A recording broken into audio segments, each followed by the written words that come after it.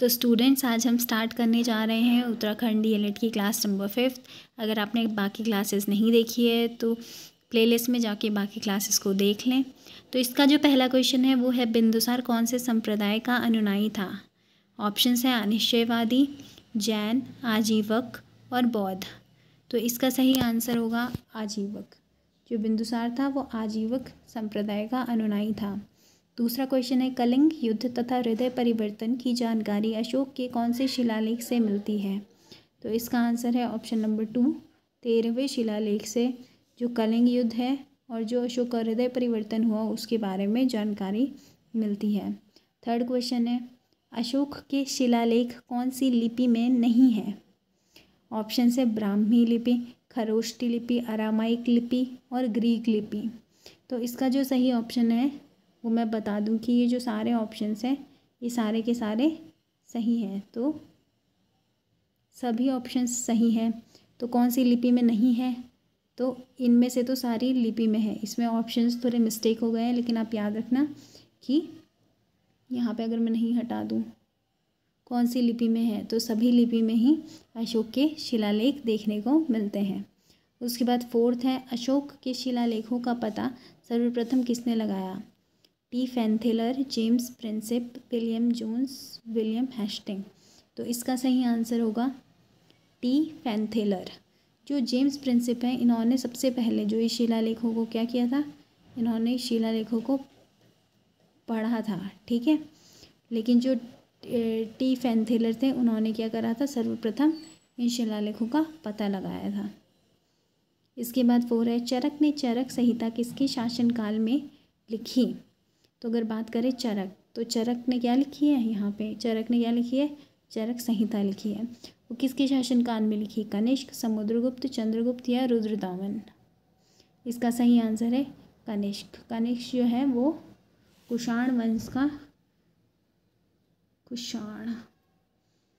कनिष्क जो है वो कुषाण वंश का सबसे प्रसिद्ध शासक है, ठीक है। और उसी के ही शासनकाल में जो चरक है उन्होंने चरक संहिता लिखी है। कालिदास किसकी नवरत्नों में से एक थे? तो जो कालिदास हैं वो किसके नवरत्नों में से एक थे? ऑप्शंस हैं कुमारगुप्त, चंद्रगुप्त, कुमारगुप्त तृतीय, चंद्रगुप्त द्वितीय। तो इसका जो सही ऑप्शन है वो है आपका चंद्रगुप्त द्वितीय। चंद्रगुप्त जो द्वितीय है उन्हें किस नाम से भी जाना जाता है? विक्रमादित्य। विक्रमादित्य के नाम से भी जाना जाता है, ठीक है। तो जो इसके सही ऑप्शन है कालिदास। इसके अलावा जो बाकी जो नवरत्न हैं उनमें किस किस का नाम देखने को मिलता है? धन्वंतरी, जो एग्ज़ाम में आ सकते हैं, ठीक है, धन्वंतरी। इसके अलावा काफ़ी सारे वेताल भट्ट, घट करपक हैं। एक कौन है? वारामिहिर का नाम भी सुना होगा आपने, वारामिहिर ये भी थे। इसके अलावा शंकु, ठीक है। इसके अलावा एक अमर सिंह।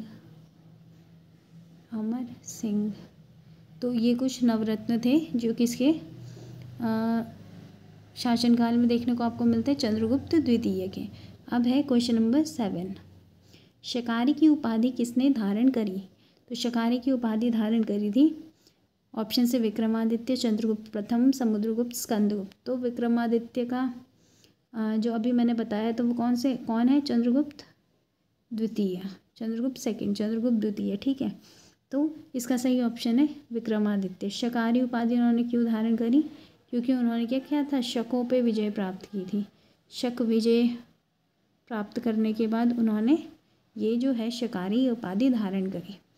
अभी चीनी यात्री फहान किसके शासनकाल में भारत आया था? ऑप्शन है चंद्रगुप्त द्वितीय, हर्षवर्धन, हरिश्चंद्र और स्कंदगुप्त। तो इसका आंसर भी क्या है? चंद्रगुप्त द्वितीय।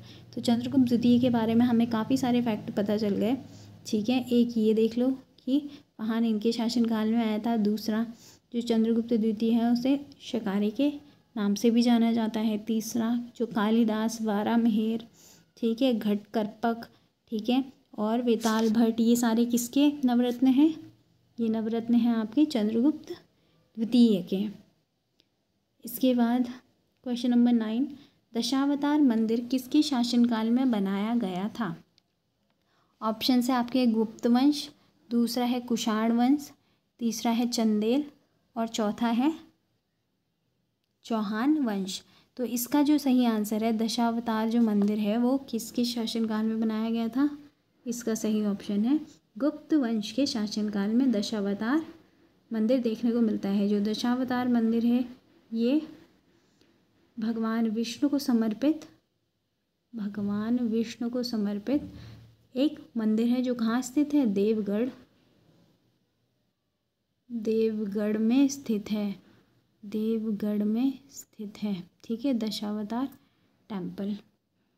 अब बात करते हैं बाणभट्ट किसके राजकवि थे? जो बाणभट्ट हैं ये किसके राजकवि थे? ऑप्शन है नरसिंह वर्मन, हर्षवर्धन, पृथ्वीराज या पुलकेशिन। तो जो बाणभट्ट हैं ये हर्षवर्धन के राजकवि हैं। ठीक है, तो आज की क्लास में इतने ही क्वेश्चंस। अब हम मिलेंगे अगली क्लास में, तब तक के लिए bye bye and good luck for your exams.